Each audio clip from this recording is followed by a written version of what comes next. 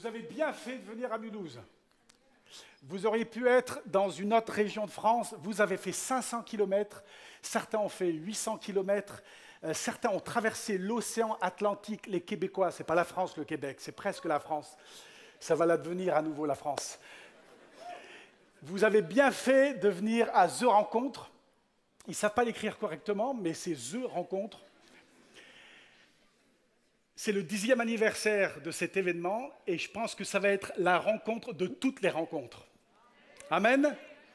Mulhouse, c'est un petit peu l'exception en France, paraît-il. On m'a dit l'autre jour que Mulhouse, il y a très longtemps, c'était même pas une ville, c'était un pays indépendant de la France. Vous le saviez ça? C'est comme le Luxembourg ou Liechtenstein. C'est en Afrique, hein? Tout petit pays en Afrique. Et en 1798, ils ont fait le bon choix et ils se sont rattachés à la France. Québec, écoute la voix qui te parle ce soir. Tu nous as quittés il y a longtemps. Reviens à la maison. Mulhouse, paraît-il, on m'a dit que c'est la ville où le taux de chrétiens évangéliques est le plus élevé de toute la France. 8% de chrétiens évangéliques dans cette ville. La moyenne en France, c'est 0,8. Ça veut dire qu'il y a 10 fois plus en moyenne de chrétiens ici à Mulhouse que dans n'importe quelle ville, région de France. Jusqu'à ce jour, Mulhouse, c'est l'exception. Mais un jour, moi je crois, on ne dira plus il n'y a que Mulhouse qui a 8%, on va dire il y a Marseille qui a 8%, on va dire il y a Paris qui a 8%, on va dire même pas 8%, on va dire il y a 10%, 12, 15, 20%. Au Brésil, c'est 30%, en Corée du Sud, c'est 40%, au Guatemala, c'est 45%. Saviez-vous que le Guatemala est devenu officiellement dans les encyclopédies le premier pays évangélique de la planète? Et j'aimerais dire, on va les rattraper! On va les rattraper!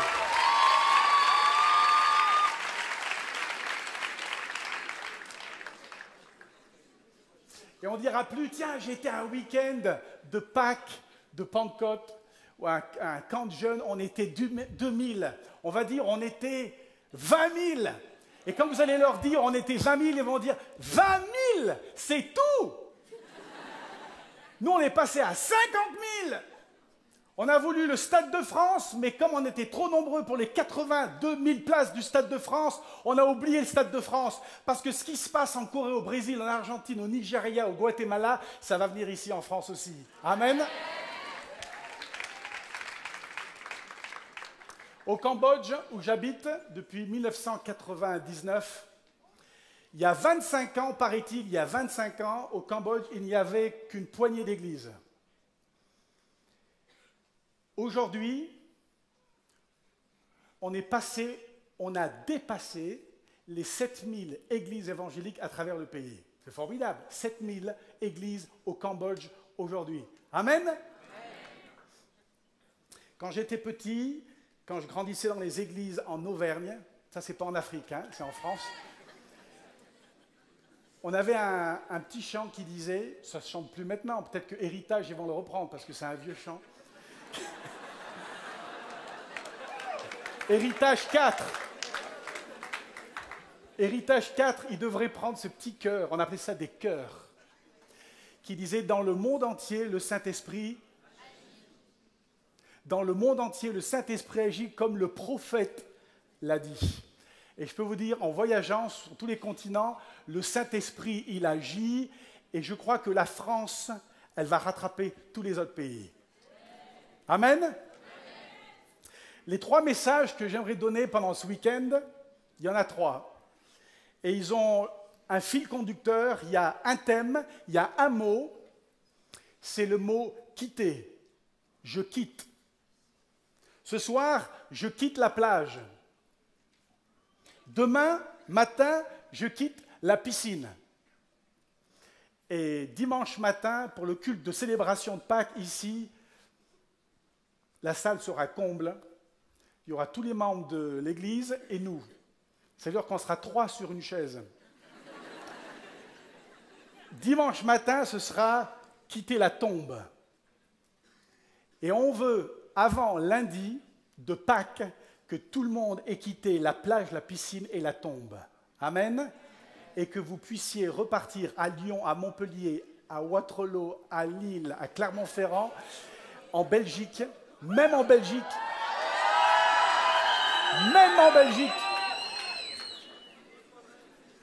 Je vous invite, si vous avez vos Bibles, c'est dommage parce que maintenant tous les textes sont sur les écrans.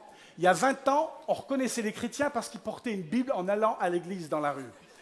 Mais si vous avez encore vos Bibles, je vous invite à l'ouvrir dans le Nouveau Testament et on va lire un court texte dans l'Évangile de Marc.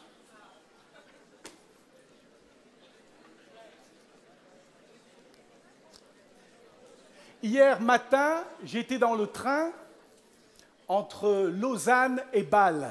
C'est où ça? C'est en Belgique, hein? C'est en Suisse. Et comme je suis d'origine écossaise et je suis auvergnat, et du côté de ma mère, ils étaient juifs, j'achète rien. Et il y a les 20 minutes qui sont gratuits. Et j'ai récupéré hier, juste avant de prendre le train à Lausanne, un journal. Et il y avait un fait divers qui m'a fait rire. Le titre, c'est « Croyants bruyants rappelés à l'ordre ». Ça s'est passé dans le canton de Vaud. Voici ce qu'il est dit. Près de 30 minutes de hurlements ont mis à rude épreuve les nerfs des habitants d'un quartier d'Yverdon-les-Bains, le 7 avril, aux environs de 11 heures. Les voisins ont finalement appelé la police. Mais à leur arrivée, les agents de police ont constaté que le bruit émanait d'un appartement où un homme de 44 ans récitait la Bible à haute voix. Les policiers l'ont prié de vivre sa foi un peu plus discrètement. C'était un gars qui venait de la PO à Mulhouse, je pense.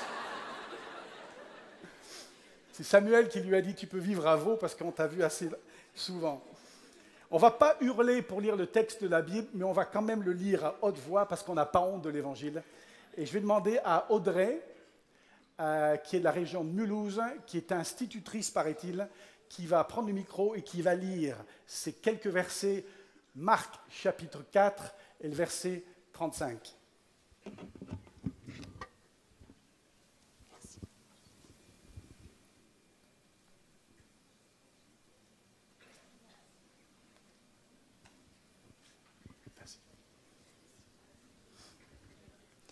Ce jour-là, le soir venu, Jésus leur dit. Marche. Tu vois, on serait en Suisse, ça marcherait, tu vois.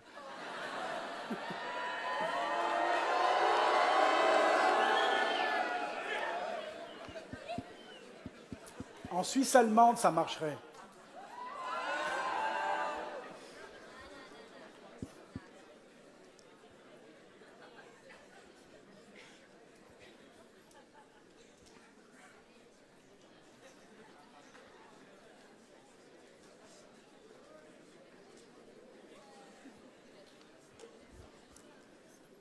Vous l'avez trouvé? Marc chapitre 4, le verset 35.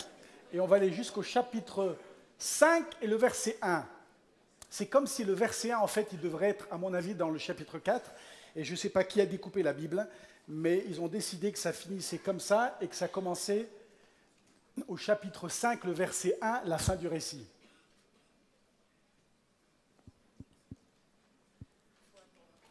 Il faut attendre 30 à 40 minutes. Et puis ça va être bon. Ok. Tu veux prendre l'appareil ou tu veux peut-être demain? Demain, tu veux lire le texte? Jusqu'à demain. Demain, on l'invite à revenir? Avec un micro qui marche. Super. On l'applaudit. Super. Merci Audrey. Ah ouais. Made in Cambodia. Chapitre 4 et le verset 35. Ce jour-là, le soir venu, Jésus leur dit « Passons sur l'autre rive ». Après avoir renvoyé la foule, ils l'emmenèrent dans la barque où il se trouvait, et il y avait aussi d'autres barques avec lui. Verset 37, « Un vent violent s'éleva, et les vagues se jetaient sur la barque, au point qu'elle se remplissait déjà. Et lui, il dormait à l'arrière sur le coussin. Ils le réveillèrent et lui dirent « Maître, cela ne te fait rien que nous soyons en train de mourir ?» Il se réveilla, menaça le vent et dit à la mer « Silence, tais-toi !» Le vent tomba et il y eut un grand calme. Puis il leur dit « Pourquoi êtes-vous si craintifs? Pourquoi se fait-il que vous n'ayez pas la foi ?» Ils furent saisis d'une grande frayeur et ils se disaient les uns aux autres « Qui est donc cet homme? Même le vent et la mer lui obéissent. » Chapitre 5 et le verset 1, ils arrivèrent sur l'autre rive du lac, dans le pays des Gadaréniens. J'aimerais vous peindre le récit. Si j'avais une grande page blanche, je pourrais décrire la scène où on voit Jésus sur la plage avec ses disciples. Ils ont passé une journée de travail, ils sont fatigués, il y a de la sueur, ils ont prié pour des malades, ils ont chassé des démons, ils ont guéri plein de monde, ils sont fatigués et ils aimeraient simplement, à mon avis, se reposer. Le soir commence à tomber, ils aperçoivent la lune dans le ciel, ils sont tous fatigués, même Jésus, et ils se reposent. Pierre, il s'allonge, Jacques, il s'allonge, et puis Jésus leur dit au verset 35, « Allez, c'est l'heure, rentrez dans le bateau, passons ensemble de cette rive jusqu'à l'autre rive. » Les disciples, ils auraient pu dire à Jésus, « Écoute, on a bossé toute la journée, on a fait 12 heures aujourd'hui. On en a chassé des démons, on est fatigué, on a envie de se baigner. On a envie d'attraper des poissons, on va se faire un petit barbecue sur la plage. On va prier pour les derniers malades, il y a 2-3 mamans avec des bébés qui ont besoin de la prière. On va faire ça, on va renvoyer tout le monde. » Jésus, il dit « Non, ne vous installez pas sur la plage, montez dans le bateau et traversez le lac avec moi pour que nous puissions aller de l'autre côté du lac. J'ai autre chose pour vous. » Vous savez, partout où je passe, que ce soit au Cambodge ou ailleurs dans le monde, je rencontre plein de disciples de Jésus qui préfèrent la plage que le lac. Parce que c'est plus facile sur la plage. Et puis on installe le parasol, on sort son iPad, et puis on relaxe. Et Jésus attend dans le bateau qu'on mette les pieds dans le bateau et qu'on quitte cette rive pour rejoindre l'autre rive.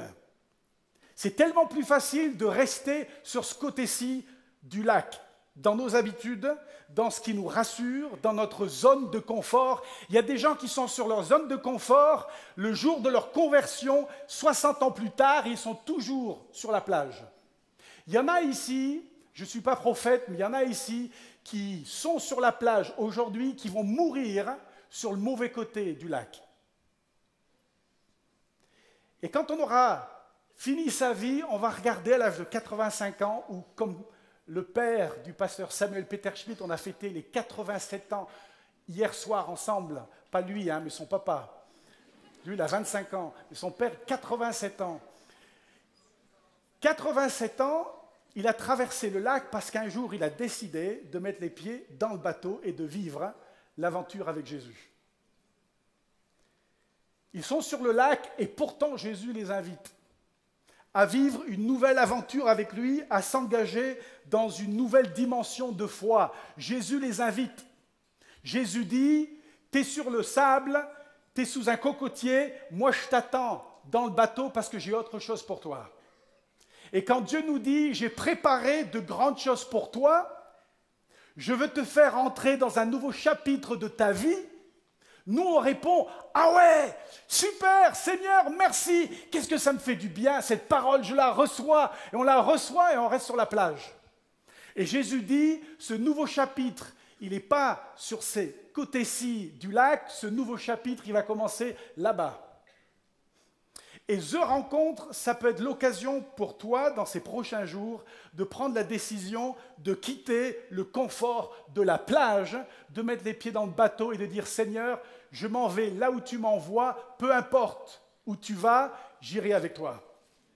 Je m'engage avec Jésus. Et il y en a dans 10 ans, dans 20 ans, dans 50 ans peut-être, ils vont dire à leurs enfants, à leurs petits-enfants, ils vont raconter des histoires comme l'a fait le père Peter Schmidt hier soir, âgé de 87 ans, qui est allé jusqu'au temps des SS en 44, en 45.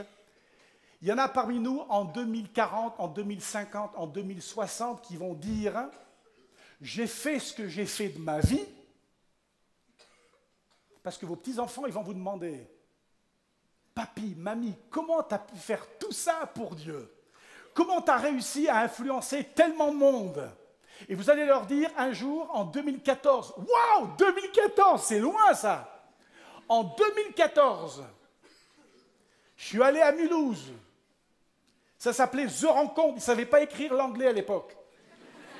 Et quand j'y suis allé, j'ai fait une rencontre qui a changé ma vie. J'ai pris une décision où j'ai dit, c'est fini, ce côté-ci de la plage. J'ai mis mes pieds dans un bateau et j'ai dit, Seigneur, tu m'envoies où tu veux. Dans 3 ans, dans 4 ou 5 ans, certains d'entre vous, vous serez peut-être déjà, à cause de la décision que vous allez prendre ce week-end, à l'autre bout du monde. En Somalie, au Sri Lanka, à travailler dans un village paumé, à ouvrir des puits pour permettre aux gens des villages d'obtenir de l'eau potable. Parce que vous avez pris une décision de quitter la plage et de suivre Jésus. Dans 3 ans, 4 ans, dans 10 ans peut-être, certains d'entre vous vont enfin voir naître votre premier album de gospel et qui ne sera pas simplement vendu à la CLC, mais qui sera aussi vendu à Virgin Megastore sur les Champs-Élysées à Paris. Dans quelques années, certains d'entre vous, parce que vous allez prendre une décision ce soir ou dans les jours à venir, vous allez être élus au conseil municipal de votre commune et ce n'est pas l'humanisme qui va faire la loi, c'est le Saint-Esprit. Parce que vous avez pris une décision ce week-end. Dans quelques années, certains d'entre vous, vous ne serez plus dans une grande ville, vous serez au fin fond du Cantal ou de la Creuse. Et vous aurez déjà ouvert 2 églises dans la Creuse. Ouvrir 2 églises dans la Creuse, c'est l'équivalent d'ouvrir 1000 églises en Afrique. Et il y a des gens qui vont vous dire, dans la Creuse, c'est tellement creux, il n'y a rien qui pousse. Et vous allez leur prouver le contraire, ils ne vont pas comprendre. Et vous allez leur dire, tu sais ce qui s'est passé ? À Pâques, en 2014, il y a quelques années, j'ai pris une décision de monter dans le bateau et j'ai dit, Seigneur, je reste avec toi et j'irai de l'autre côté du lac. Verset 36, il est dit, les disciples laissèrent derrière eux la foule et se préparèrent à traverser. Ils ont mis les pieds dans le bateau. Tous. Tout d'abord, il faut être sûr d'être dans le bon bateau. Parce qu'il y a plein de bateaux qui flottent. Il y en a plein et il y en a qui ont des superbes coques. Ça brille, c'est bien peint, il y a un super mât, il y a un beau drapeau et ils vous invitent. Viens avec nous. Ils ne vous disent pas que leur bateau, il est percé. Parce que Jésus n'est pas dans tous les bateaux. Jésus n'est dans qu'un bateau. Et Jésus t'invite dans son bateau. Il y a des gens qui prennent des bateaux et un jour ils vont se rendre compte que quand l'eau elle va rentrer, l'eau va continuer à rentrer et ils vont plonger et ils vont s'apercevoir qu'il n'y avait qu'un bateau où se trouvait Jésus. Il y a quelques jours, j'étais à Lausanne et je voulais voir ce fameux palais de Beaulieu où il y a exactement 40 ans, en 1974, Billy Graham a lancé ce qu'on appelle aujourd'hui le mouvement de Lausanne pour l'évangélisation des nations. Et depuis 1974, ils ont eu 3 congrès seulement. En 1974, en 89 aux Philippines et au Cap en Afrique du Sud en 2010. Tout a commencé dans ce palais de Beaulieu. Et il y a quelques jours, je me promenais à Lausanne et j'ai dit, j'aimerais tellement voir ce bâtiment où tout a commencé. Et grâce à ce congrès, des millions et des millions de personnes aujourd'hui à travers le monde connaissent Jésus-Christ. Parce que Billy Graham a lancé le mouvement de Lausanne pour l'évangélisation des peuples non atteints par l'évangile. Et quand je suis arrivé devant le palais de Beaulieu l'autre jour, j'ai vu une grande pancarte. C'était écrit « Salon du bien-être ». Ah, j'ai dit, ça doit être pas mal. Puis j'avais des problèmes de dos. Et j'ai dit, je vais trouver du miel ou des pommes magiques, ça va me faire un bien fou. Et je suis rentré au salon du bien-être à Lausanne. Et quand je suis rentré, j'ai eu un petit peu peur parce que je suis passé de stand à stand. Et puis il y avait le stand « Les pyramides de la force intérieure ». Et puis il y avait un gars avec des cheveux, ça partait dans tous les sens, qui essaie de vendre les pyramides de la force intérieure. Et puis il y avait des gens, mais des gens éduqués, parce qu'en Suisse, ils sont éduqués quand même. Et ils sont là, la petite dame avec son petit chien qui veut acheter des pyramides pour la force intérieure. Pour elle et peut-être pour son chien aussi. Puis après, je passe à un autre stand, il y a les pierres du pouvoir de soi. J'ai rien compris, mais ça fait super bien. Et puis tout au fond, parce que c'est comme s'ils avaient un peu honte, il y avait les cartomanciennes qui lisaient l'avenir dans les cartes. Et j'ai dit, c'est pas possible, le salon du bien-être. Ce bateau-là, il va couler. Ce bateau-là, il est percé. Il n'y a qu'un bateau qui va te permettre de traverser le lac, c'est Jésus. Tu peux tout essayer.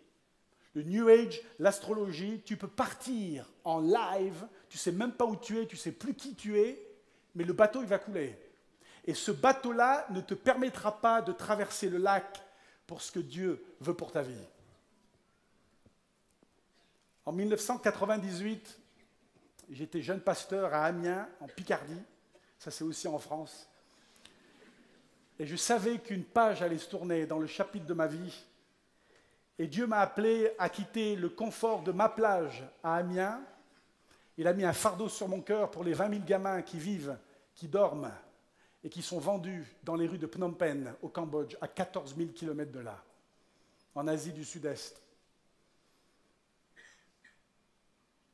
Et le jour où je suis parti,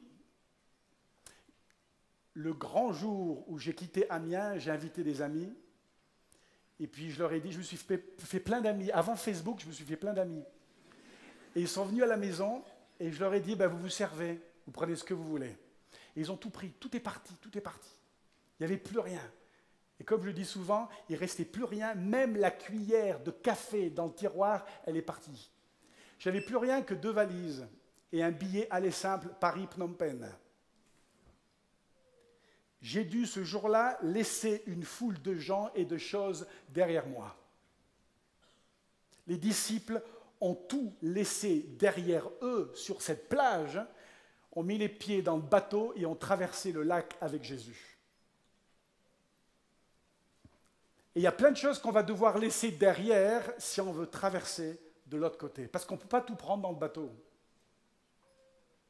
Il y a des gens qui disent, qui font le tri, qui négocient avec Jésus sur la plage. Et Jésus, il a un plan extraordinaire pour leur vie. Il a des choses extraordinaires sur le lac et de l'autre côté du lac. Et puis il négocie. Version évangile, ce serait Pierre qui dit, on peut prendre tous ces poissons avec nous dans le bateau. Jésus dit non. Non, il y a de la place que pour les gars, que l'équipe et moi pour faire la traversée. La version d'aujourd'hui, c'est il faut que je prenne, si je n'ai pas mon iPad, je ne peux pas servir Dieu. Si je n'ai pas Facebook, il me faut mon Facebook. Ils sont 728 qui me connaissent. Si je n'ai pas YouTube, tu vois, si Cyprien et Rémi Gaillard, ils ne sont pas dans le bateau, je ne peux pas traverser. Il me les faut, tu vois, j'ai besoin de la petite vidéo tous les soirs avant de m'endormir. Et Cyprien et moi, tu vois, on est comme ça. Jésus, s'il te plaît. Vous savez, le virtuel, c'est bien, hein, mais le surnaturel de Dieu, c'est tellement mieux. Et le surnaturel qui t'attend de l'autre côté du lac, c'est tellement mieux que tout ce que tu vois sur l'écran. Passe pas ta vie devant un écran. L'autre jour, j'étais chez des amis, un écran, ça ne suffisait pas. Ils avaient la télé, le iPad et la tablette. Et ils regardaient ce qui était le plus intéressant sur les trois. Et j'ai dit, dans 10 ans, ils en ont 12 écrans. Et je suis rentré, ils ne m'ont même pas vu. J'aurais pu tout piquer dans le salon, ils n'ont rien vu. On n'a qu'une vie. Et il y a des choses, je ne dis pas qu'il faut jeter son iPad, mais il y a des choses qui nous tiennent tellement, quand on lâche prise, on découvre que Dieu a tellement plus à nous donner. La vie est trop courte pour la perdre. L'autre jour, j'ai reçu un email, le genre d'email que je n'aime pas recevoir.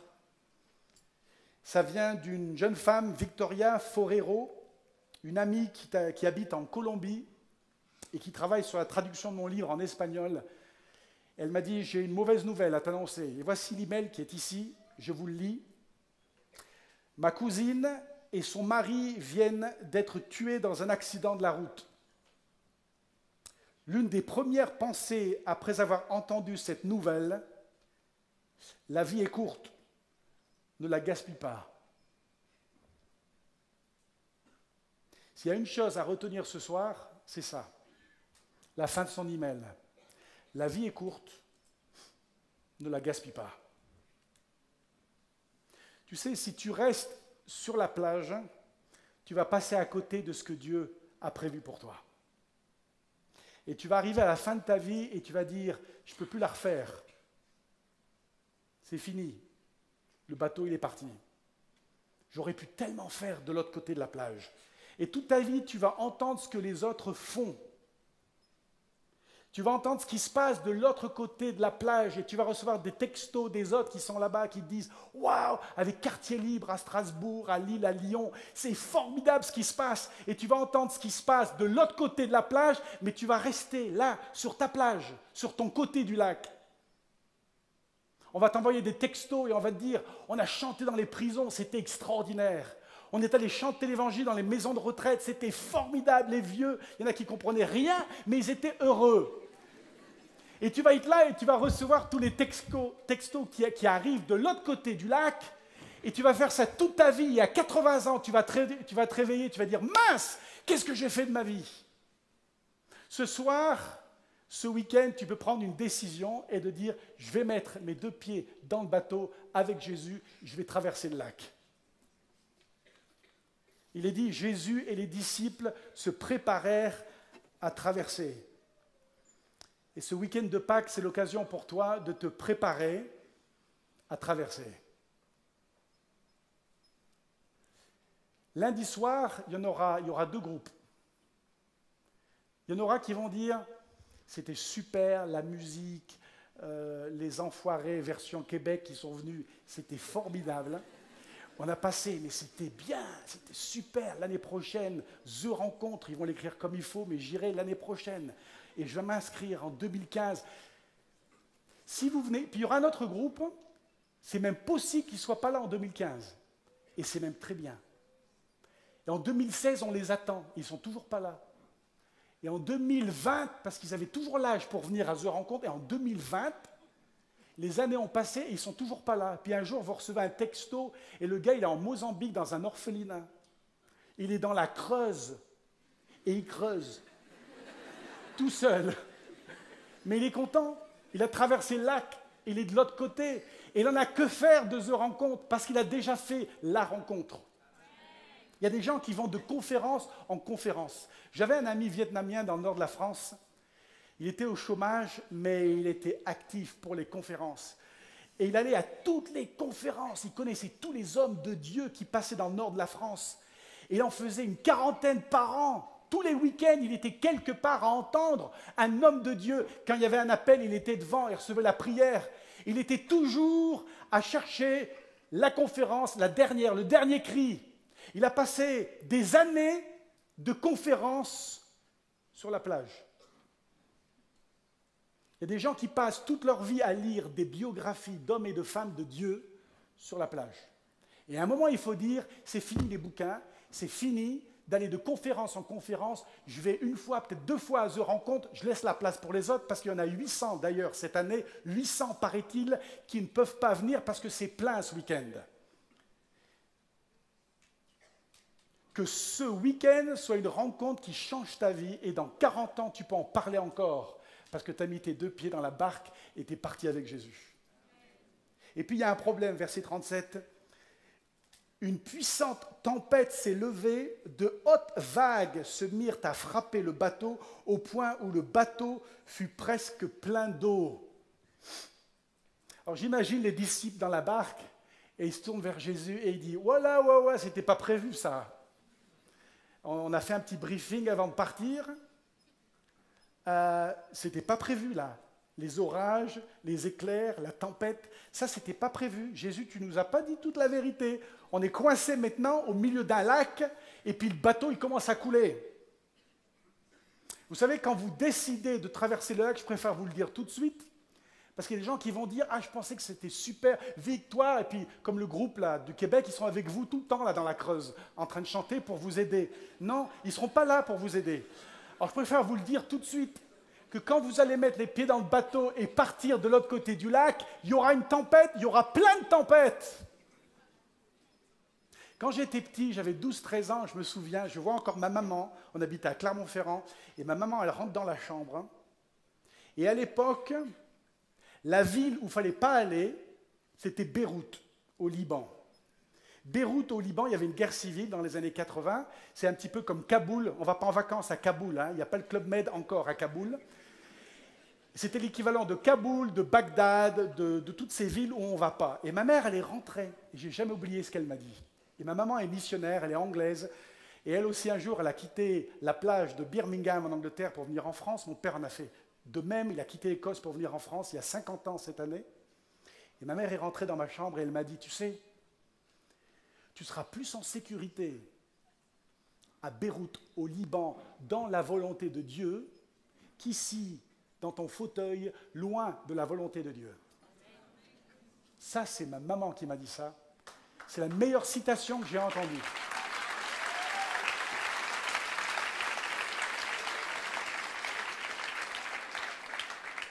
Quand vous allez vous décider à traverser le lac, il y aura des orages. Il y aura des tempêtes. Et vous allez peut-être regretter la plage que vous avez quittée. Et c'est peut-être pourquoi la plupart des gens ne font pas la traversée. Parce qu'ils se disent, si ça se passe mal, je fais comment? J'ai brûlé tous mes ponts et là je suis au milieu du lac. Je suis au milieu du lac, mais Jésus est au milieu du bateau, au milieu du lac. Il y en a peut-être justement ce week-end qui ont déjà quitté. Et vous êtes engagés pour Dieu. Vous mettez vos dons au service de Dieu déjà, et quand vous vous êtes engagé au service de Dieu, la tempête est arrivée. Et vous êtes arrivé vraiment par la foi, vous vous dites, mais comment je vais tenir pendant 4 jours? Je vais devoir rencontrer des gens que je n'ai pas envie de voir. Et puis il y a des Belges, non, je plaisante. Ça va être dur. Ça va être dur. In the name... Non, je plaisante.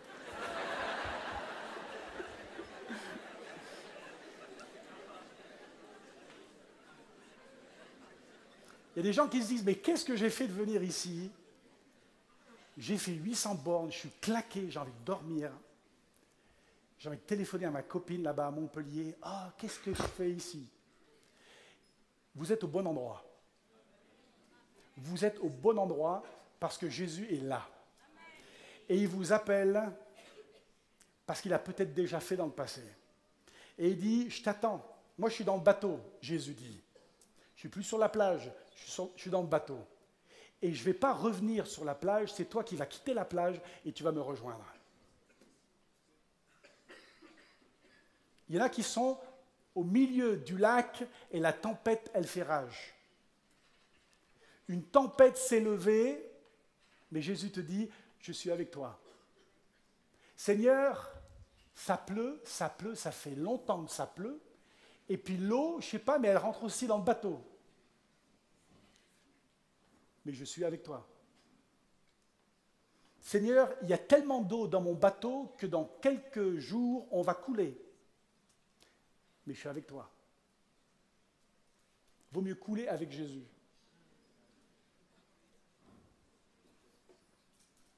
Vous savez, au cours de ces 14 années au Cambodge, et je compte y retourner bientôt à Phnom Penh où j'habite, je crois qu'il y a toujours eu à un certain moment, dans ces 14 années, à un certain moment toujours, de l'eau dans mon bateau. Mon bateau n'a jamais été à sec. J'aurais tellement aimé que le bateau soit à sec parfois. Il y a toujours eu de l'eau. Et parfois, il y a eu beaucoup d'eau. Quand les voleurs, un dimanche après-midi, sont arrivés chez moi, je n'étais pas là. Ils étaient 2, mais ils ont tout pris. Ils ont pris tout ce qui avait de la valeur dans ma maison à Phnom Penh. Et les voisins m'ont appelé, je suis arrivé, c'était trop tard. Il n'y avait plus rien.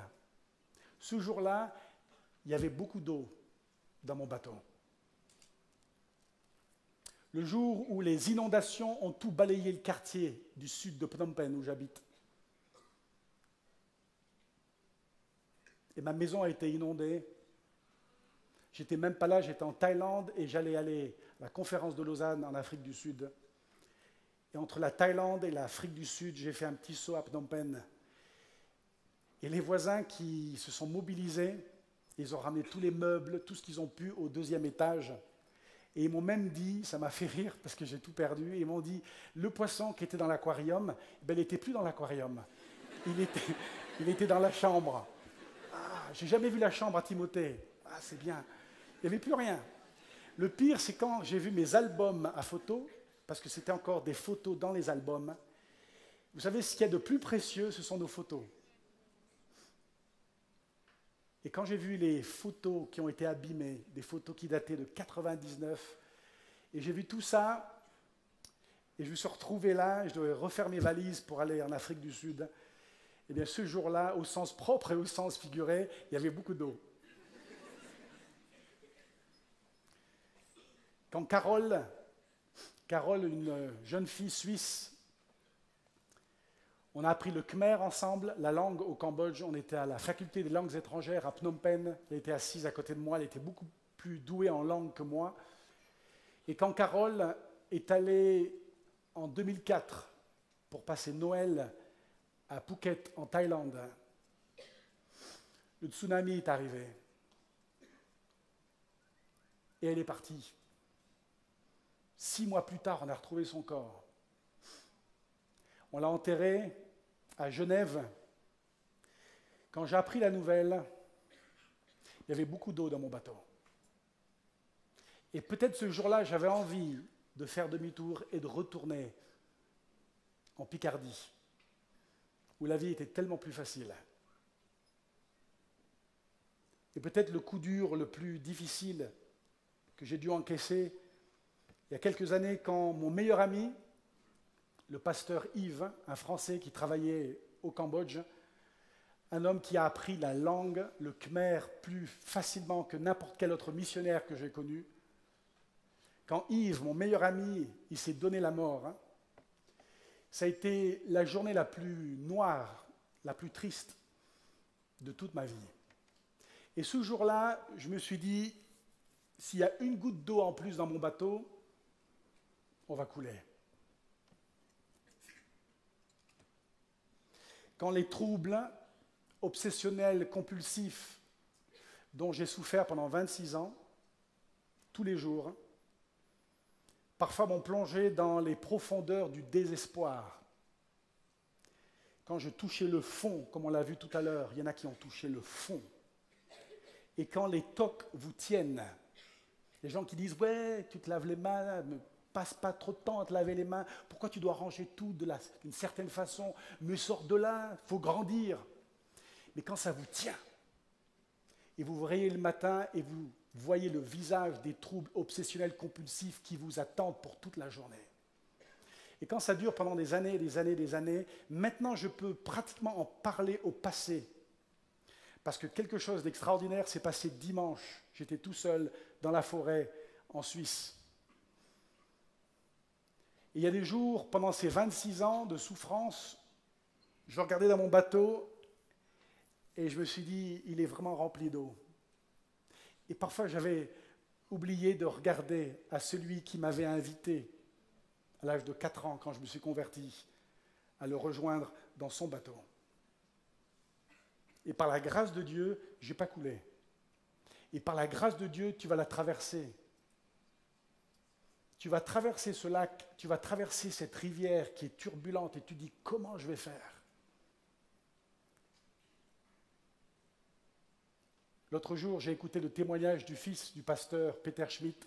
Je l'ai écouté sur le lien, c'est Benjamin Peter Schmidt, qui a donné un témoignage comment, après 11 mois d'enfer, où il n'y avait que de l'eau dans son bateau, par la grâce de Jésus, il a traversé de l'autre côté du lac, par la puissance de Jésus.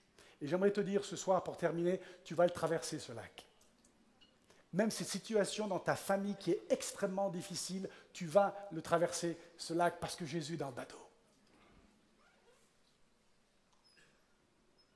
Ne retourne pas au rivage. Continue de traverser. Et j'aime beaucoup le dernier verset, c'est le verset 1 du chapitre 5, qui dit ceci: « Ils arrivèrent sur l'autre rive du lac, dans le pays des Gadaréniens. » Ils arrivèrent enfin de l'autre côté du lac. Ça y est, ils sont arrivés. Ils sont arrivés avec Jésus. Et Dieu t'invite ce soir à le retrouver dans le bateau, mais à le retrouver aussi au chapitre 5. Parce que quand tu arriveras au chapitre 5, tu ne seras plus la même personne. Et ce week-end, tu peux passer de 4 à 5. Tu peux quitter cette rive, prendre le bateau et rejoindre Jésus. Et lundi, tu es déjà au chapitre 5. En juillet, tu es déjà au chapitre 6. À Noël, tu es au chapitre 12. Et tu vas de foi en foi. Il n'y a rien qui t'arrête. Parce que tout ce qui compte, c'est Jésus. Tu n'as plus grand-chose, mais tu as Jésus. J'ai tellement aimé le documentaire sur Sœur Emmanuelle, cette petite femme catholique qui est partie travailler pendant des années parmi les chiffonniers d'Égypte, au Caire. Et dans ce documentaire, je n'ai jamais oublié cette petite cabane où elle a vécu pendant tant d'années dans les ordures du Caire. Il y avait un lit, une petite table et une chaise. Et c'était la femme la plus aimée des Français pendant plusieurs années d'affilée. Une petite femme a gagné le cœur de la majorité des Français. Et l'abbé Pierre, c'était l'homme le préféré des Français. Des gens qui ont tout laissé sur la plage, qui n'avaient presque plus rien dans leur bateau, mais ils avaient Jésus. Et moi, je t'invite ce week-end à faire ce qu'ils ont fait, à ce que des milliers de personnes ont fait, à quitter le confort de ta plage et de dire « Seigneur, tu m'envoies où tu veux ». Et quand vous aurez pris cette décision, il y a des gens qui ne vont pas vous comprendre. Déjà, lundi, quand vous allez rentrer, il y a des gens qui ne vont pas vous comprendre. Et ceux qui ne vont pas vous comprendre, beaucoup d'entre eux seront de l'intérieur de l'Église. Et ils vont dire, mais qu'est-ce que tu as fait là-bas? Mais tu n'es plus pareil. Mais il y a quelque chose qui s'est passé à The Rencontre. As-tu pris pour les malades maintenant? Ah, tu poses les mains aux malades. On ne t'a jamais vu en 22 ans. Tu n'as pas ouvert ta bouche une fois à la réunion de prière. Et maintenant, tu imposes les mains aux malades, même ceux qui ne sont pas malades. Mais tu as fait quoi là-bas à Mulhouse? Quoi? Cet été, tu as changé tes plans? Tu veux partir? Comment? Attends, mais je n'ai pas compris. Quoi? Le Kyrgyzstan? Attends, mais c'est où? Tu ne sais même pas les plaies déjà. Ah, tu vas partir pour le mois de juillet et le mois d'août? Pourquoi? Qu'est-ce que tu vas faire là-bas? Aider les enfants dans un orphelinat? Mais attends, on avait prévu de descendre dans notre petite 205 à Saint-Tropez pour les 2 mois. Mais tu as tout annulé. Mais tu as fait quoi là-bas à The Rencontre? Vous savez ce que vous leur dites? Je suis passé du chapitre 4 au chapitre 5. Amen.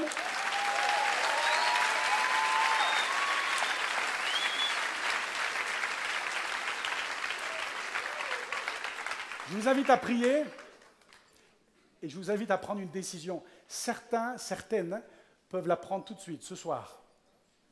Et de dire, Seigneur, je traverse. vous souvenez ce que Jésus a dit tout au début? Traversons. Moi, j'étais nul en français, mais quand il dit traversons, ça ne veut pas dire traverser. Il n'a pas dit allez-y. Ouais, je suis avec vous. Envoyez une lettre de prière de temps en temps. Je prie pour vous, les gars. Il a dit traversons. Traversons. Je viens avec vous. Je serai avec toi parce qu'on traverse ensemble de l'autre côté. Seigneur, merci pour la plus belle des invitations que tu nous donnes.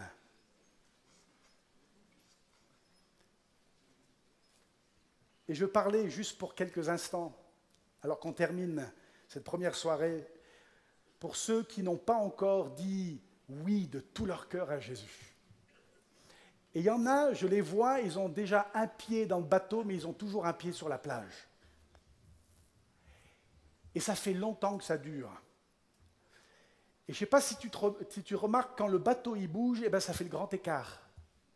Et ça fait mal. Et il y a des gens qui vivent dans deux mondes. Ils ont un pied avec Jésus, mais ils n'ont pas tout donné à Jésus. Et ils font le grand écart. Et l'autre pied, il est sur la plage. Jésus, il te dit, arrête de faire le grand écart, tu te fais mal. Viens avec moi. L'ennemi te dit, il n'y a pas de place pour toi dans le bateau. Tu n'es pas assez bon. Tu es mauvais. Eh bien, vous lui dites, tu as tout à fait raison, Satan.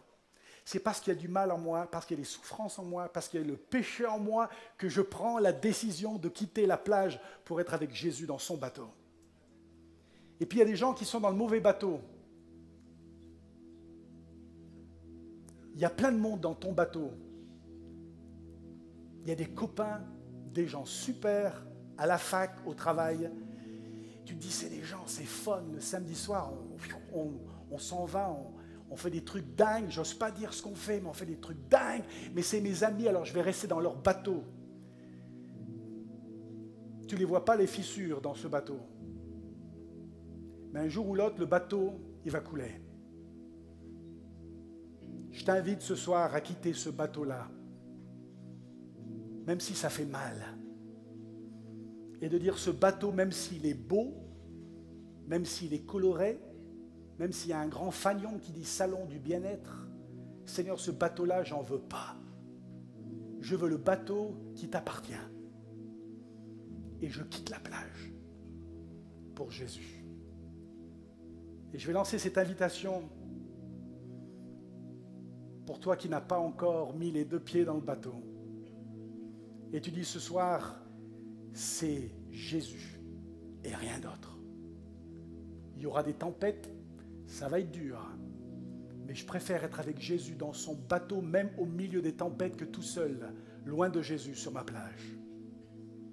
Il y en a combien ce soir, alors que nos têtes sont baissées et nous sommes devant Jésus? Il y en a combien ce soir qui veulent dire, moi je donne tout à Jésus. J'arrête de faire le grand écart, ça me fait mal, je ne veux plus vivre ce genre de vie. Je donne tout à Jésus. Il y en a combien qui veulent prendre ces décisions? Si c'est la décision que tu veux prendre maintenant, je t'invite tout simplement à lever ta main. Merci. Tu lèves ta main, ça veut dire c'est tout pour Jésus. Tu quittes la plage. En levant ta main, tu quittes la plage. Aussi simple que ça. Il y en a des dizaines qui lèvent la main ce soir et qui disent c'est fini cette vie où je perds mon temps avec les gens qu'il ne faut pas. Je suis assis dans un fauteuil pendant des heures à rien faire. Seigneur, j'en veux plus de cette vie parce que les années passent tellement vite. Je mets mes deux pieds maintenant dans le nom de Jésus. Je prends ta main, Seigneur. Et par la foi, ceux qui lèvent la main, prenez la main de Jésus. Faites-le par la foi. Prenez la main de Jésus. Serrez-lui la main. Dire, Seigneur, je viens avec toi maintenant. Je ne sais pas où je vais. Dans 5 ans, je serai peut-être au fin fond de l'Amazone. Je ne sais même pas. Je serai dans un quartier difficile de Strasbourg. Je ne sais pas.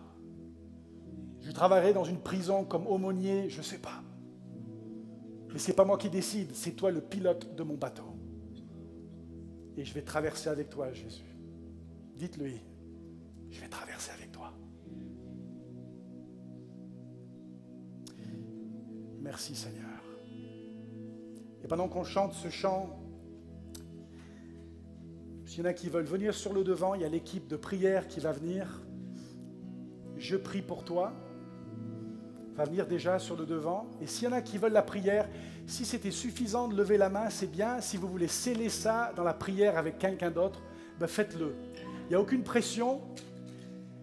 Vous venez sur le devant, pas besoin de donner des grands détails. Vous dites simplement, tu pries pour moi parce que ce soir, j'ai pris une décision. On chante, et pendant qu'on chante, attends pas la fin de la chanson, mais dès le début, tout de suite, tu viens sur le devant. Et on va prier pour toi, on va sceller la décision que tu as prise. Je te donne mon cœur, il ne m'appartient plus. Tu viens, tu te lèves, puis tu viens sur le devant, et on va prier pour toi. Tout est pour toi, Jésus. Un parfum de valeur. Venez, Sur toi est répandu. quittez la plage. Quittez la plage ce soir. C'est au fond de mon cœur. Merci Jésus. Je suis à toi, Jésus. J'appartiens plus à la plage. Prends mon âme. Prends mon âme. Prends mon cœur. Oh, prends mon cœur. Je te donne tout. Prends ma vie. Prends ma vie. Me voici. Je te donne tout. Mon cœur est à toi. Il y a de la place dans le bateau. Tout à toi. Il y a de la place dans le bateau. Viens dans le bateau. Je te donne mon cœur. Il ne m'appartient plus. Ce que j'ai de meilleur, tout est pour toi, Jésus. Un parfum de valeur sur toi, c'est toi.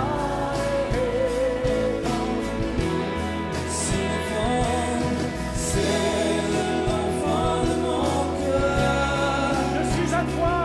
Je suis à toi, Jésus. Prends mon cœur. Prends mon âme, Prends mon âme. prends mon cœur. Je te donne tout. Prends ma vie, me voici. Je te donne tout. Mon cœur est à toi. Tout à toi.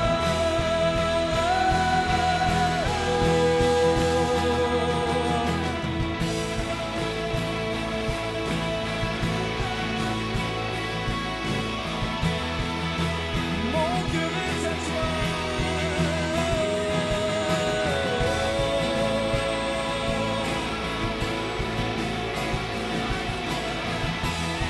Prends mon âme, prends mon âme, prends mon cœur, je te donne tout. Prends ma vie, me voici, je te donne tout.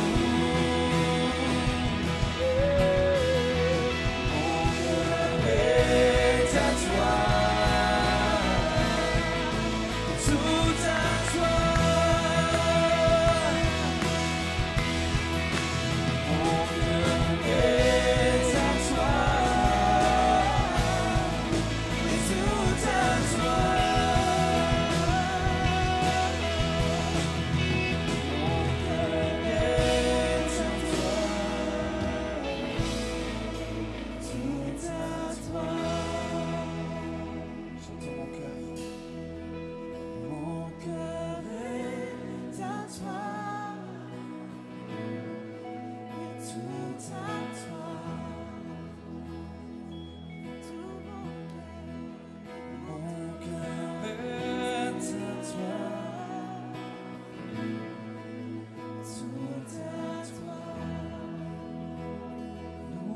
Jésus, nous louons